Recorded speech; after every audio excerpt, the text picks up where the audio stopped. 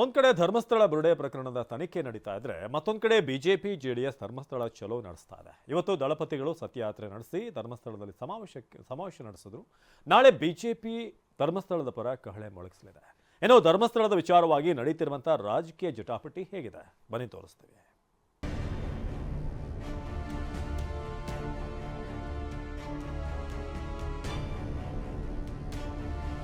ಧರ್ಮಸ್ಥಳ ವಿಚಾರದಲ್ಲಿ ಜೋರಾಯಿತು ರಾಜಕೀಯ ದಂಗಲ್. ಇಂದು ಜೆಡಿಎಸ್ನಿಂದ ಸತ್ಯಯಾತ್ರೆ, ನಾಳೆ ಬಿಜೆಪಿ ಸಮಾವೇಶ.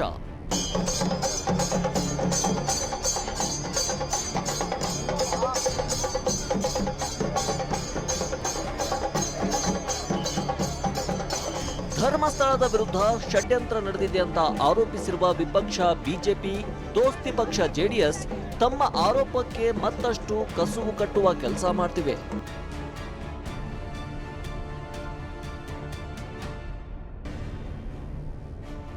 ಧರ್ಮಸ್ಥಳ ವಿರುದ್ಧ ಷಡ್ಯಂತ್ರ ನಡೀತಿದೆ ಅಂತ ಆರೋಪಿಸಿರುವ ದಳಪತಿಗಳು ಇವತ್ತು ಹಾಸನದಿಂದ ಧರ್ಮಸ್ಥಳಕ್ಕೆ ಸತ್ಯಯಾತ್ರೆ ಹಮ್ಮಿಕೊಂಡಿದ್ರು.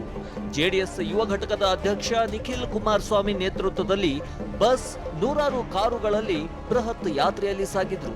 ನೇತ್ರಾವತಿ ನದಿ ತೀರದಿಂದ ಮಂಜುನಾಥ ಸ್ವಾಮಿ ದೇಗುಲದವರೆಗೂ ಪಾದಯಾತ್ರೆ ಮಾಡಿದ್ರು. ಇವತ್ತು ಇಡೀ ರಾಜ್ಯ ವ್ಯಾಪ್ತಿಯಿಂದ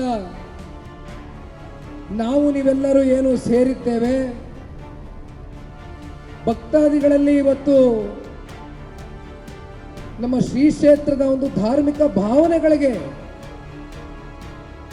ಧಕ್ಕೆ ಉಂಟಾಗಿರ್ತಕ್ಕಂಥದ್ದು, ನಿಮ್ಮ ಮನಸ್ಸಿನಗಳ ಮೇಲೆ ಯಾವ ರೀತಿ ಒಂದು ನೋವು ಉಂಟಾಗಿದೆ ಅಂತಕ್ಕಂಥ ಒಂದು ಪರಿಕಲ್ಪನೆನೂ ಕೂಡ ಇವತ್ತು ನಾವು ಈ ಸಂದರ್ಭದಲ್ಲಿ ಅದನ್ನು ಆಲೋಚನೆ ಮಾಡಲಿಕ್ಕೆ ಆಗೋದಿಲ್ಲ.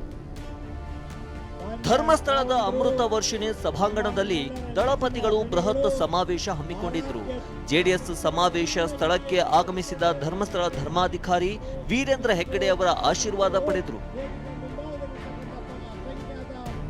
ಇನ್ನು ನಾಳೆ ಬಿಜೆಪಿ ಕೂಡ ಧರ್ಮಸ್ಥಳದಲ್ಲಿ ಬೃಹತ್ ಸಮಾವೇಶ ಆಯೋಜಿಸಿದೆ.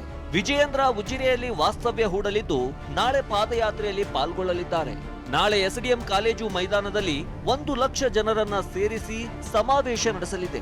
ಪಕ್ಷದ ಸಂಸದರು, ಶಾಸಕರು, ವಿಧಾನ ಪರಿಷತ್ ಸದಸ್ಯರು, ಮಾಜಿ ಶಾಸಕರು ಭಾಗಿಯಾಗಲಿದ್ದಾರೆ. ನಾಳೆ ಧರ್ಮಸ್ಥಳಕ್ಕೆ ನಾವು ಹೋಗ್ತಾ ಇದ್ದೇವೆ. ಧರ್ಮಸ್ಥಳದಲ್ಲಿ ಇವರೇನು ಇಲ್ಲಿವರೆಗೆ ಮಾಡಿದ್ದಾರೆ, ರಾಜ್ಯ ಸರ್ಕಾರದ ಒತ್ತಾಸೆಯಿಂದ ಇಲ್ಲದ ಒಂದು ಪ್ರಕರಣವನ್ನು ಹುಡುಕಿ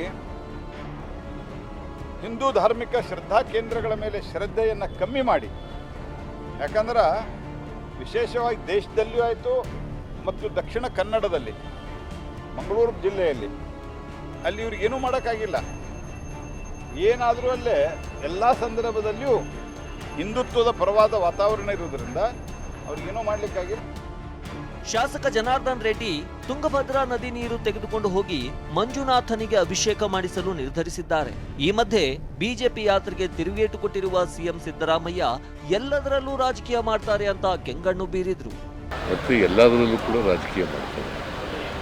ಬಿಜೆಪಿಯವರಿಗೆ ನೀವು ಬಿಜೆಪಿ ಪರ ಮಾತಾಡಬಾರ್ದು, ಖಂಡಿಸಬೇಕಾಗಿತ್ತು. ಶ್ರೀ ಧರ್ಮಸ್ಥಳದ ಹೆಗ್ಗಡೆಯವರೇ ಸ್ವಾಗತ ಮಾಡಿದ್ದಾರೆ. ಈ ಬಿಜೆಪಿಯವರು ಕೂಡ ಸ್ವಾಗತ ಮಾಡಿದಾರಲ್ಲ. SIT ತನಿಖೆನ ಸ್ವಾಗತ ಮಾಡೋರು ಯಾರು? ಬಿಜೆಪಿಯವರು. ಶಾಸಕ ಯತ್ನಾಳ್ ಸರ್ಕಾರದ ವಿರುದ್ಧ ಆಕ್ರೋಶ ಹೊರಹಾಕಿದ್ದು, SIT ಮಾಡಿರುವುದೇ ಸೋನಿಯಾ ರಾಹುಲ್ ಗಾಂಧಿ ಖುಷಿಗಾಗಿ ಅಂತ ಗುಡುಗಿದ್ರು. ಪಾಪ SIT ಅಲ್ಲಿ ಮಾಡಿದ್ದೆ ಸೋನಿಯಾ ಗಾಂಧಿ, ರಾಹುಲ್ ಗಾಂಧಿ ಒತ್ತಾಯಕ್ಕೆ. ಅವ್ರಿಗೆ ಒಟ್ಟು ಹಿಂದೂ ಸಮಾಜ, ಹಿಂದೂ ಧರ್ಮವನ್ನು ಅಪಮಾನ ಮಾಡಬೇಕು, ಧರ್ಮಸ್ಥಳ ಅಪಮಾನ ಮಾಡಬೇಕು.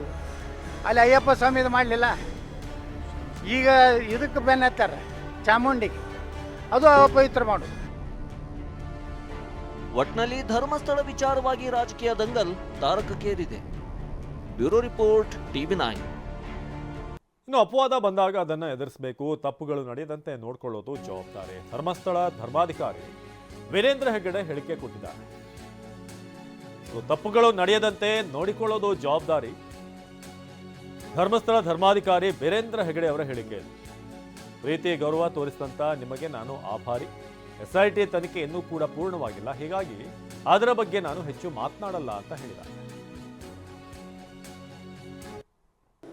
ಈಗ SIT ಬಗ್ಗೆ ಈಗಾಗಲೇ ಅವರು ಹೇಳಿದ್ದಾರೆ, ನಿಖಿಲ್ ಕುಮಾರಸ್ವಾಮಿ ಹೇಳಿದ್ದಾರೆ. ಹಾಗಾಗಿ ನಾನು ಹೆಚ್ಚು ಮಾತಾಡೋ ಹಾಗಿಲ್ಲ, ಯಾಕಂದರೆ ತನಿಖೆ ಪೂರ್ತಿ ಆಗಿಲ್ಲ, ಸ್ವಲ್ಪ ಆಗಿದೆ ತನಿಖೆ. ಹಾಗಾಗಿ ಅದು ಪೂರ್ತಿ ಆಗುವವರೆಗೆ ನಾನು ಏನು ಹೆಚ್ಚು ಮಾತಾಡೋದಿಲ್ಲ ಅಂಥೇಳಿ, ಕ್ಷೇತ್ರದಲ್ಲಿ ಯಾವುದೇ ತಪ್ಪುಗಳು ನಡೆಯೋದನ್ನು ನೋಡ್ಕೊಳ್ಳೋದು ನನ್ನ ಜವಾಬ್ದಾರಿ. ಯಾವುದೇ ತಪ್ಪುಗಳು ಅಥವಾ ಅಹಿತಕರ ಘಟನೆ ನಡೆಯೋದನ್ನು ನಾನು ನೋಡ್ಕೊಳ್ತಾ ಇದ್ದೀನಿ. ಅದರಲ್ಲೂ ಕೆಲವು ಅಪವಾದಗಳು ಬಂದಾಗ ಅದನ್ನು ಎದುರಿಸಲಿಕ್ಕೆ ನಾವು ಭಾಳ ತಯಾರಿದ್ದೇವೆ, ನಾನು ಮತ್ತು ನನ್ನ ಸಹೋದರರು ತಯಾರಿದ್ದೇವೆ. ಹಾಗಾಗಿ ನಾವು ಯಾವುದೇ ಕ್ಷೇತ್ರದಲ್ಲಿ ಇಂತಹ ಘಟನೆಗಳು ನಮ್ಮ ಕ್ಷೇತ್ರದಲ್ಲಿ ನಡೆದಿಲ್ಲ, ನಡೆಯುವುದೂ ಇಲ್ಲ ಅಂತ ನಿಮಗೆ ಮಾತು ಕೊಡ್ತಾ, ಮತ್ತು ಈಗ ಈ ಕ್ಷೇತ್ರದಲ್ಲಿ ನಡೆಯುವಂಥ ಎಲ್ಲ ಕಾರ್ಯಕ್ರಮಗಳಲ್ಲಿ ಕೂಡ ಸತ್ಯಕ್ಕೆ ವಿರುದ್ಧವಾಗಿ ಯಾವುದು ನಡೆಯುವುದಿಲ್ಲ ಈ ಕ್ಷೇತ್ರದಲ್ಲಿ.